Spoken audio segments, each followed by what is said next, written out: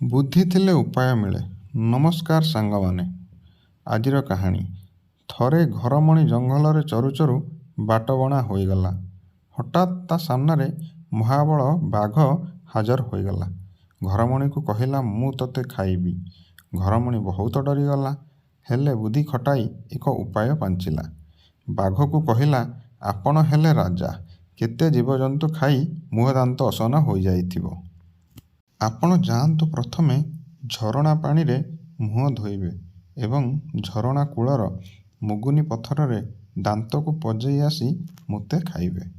ଠିକ୍ କହିଲୁ କହି ବାଘ ଯେମିତି ଝରଣା କୂଳକୁ ଯାଇଛି, ଘରମଣି ଛୁ ମାରିଲା।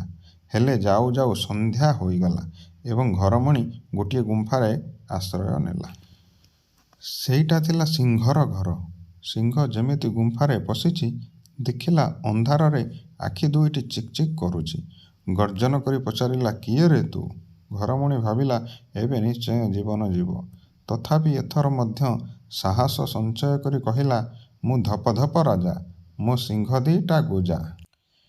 ଏକ ସିଂହରେ ଗଛକୁ ଭାଙ୍ଗେ, ଦ୍ୱିତୀୟ ସିଂହରେ ସିଂହକୁ ମାରେ। ଏହା ଶୁଣି ସିଂହ ପ୍ରାଣ ବିକଳରେ ସେଠାରୁ ଯାଇ ଆଉ 5ଟା ସିଂହକୁ ଧରି ଆସିଲା। ତାଙ୍କ ଗର୍ଜନରେ ଗୁମ୍ଫା ଥରି ଉଠୁଥାଏ। ଘରମଣି ଛାତିକୁ ଦମ୍ଭ କରି କହିଲା, ଏ ସିଂହ ତୋତେ 10ଟା ସିଂହ ଆଣିବୁ କହିଥିଲା। ତୁ କ'ଣ 5ଟା ଆଣିଛୁ? ଆସ, ତୋତେ ଆଗେ ଖାଇବି। ଏହା ଶୁଣି ସିଂହମାନେ ଭାବିଲେ, ଏହି ସିଂହ ଆମକୁ ଏଠିକୁ ମାରିବା ପାଇଁ ଆଣିଛି।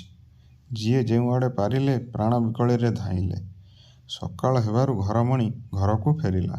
ନିଜର ଉପସ୍ଥିତି ବୁଦ୍ଧି ଯୋଗୁଁ ଘରମଣି ନିଜଠାରୁ ଶକ୍ତିଶାଳୀ ଜନ୍ତୁଠାରୁ ମଧ୍ୟ ଜୀବନ ବଞ୍ଚାଇ ପାରିଲା।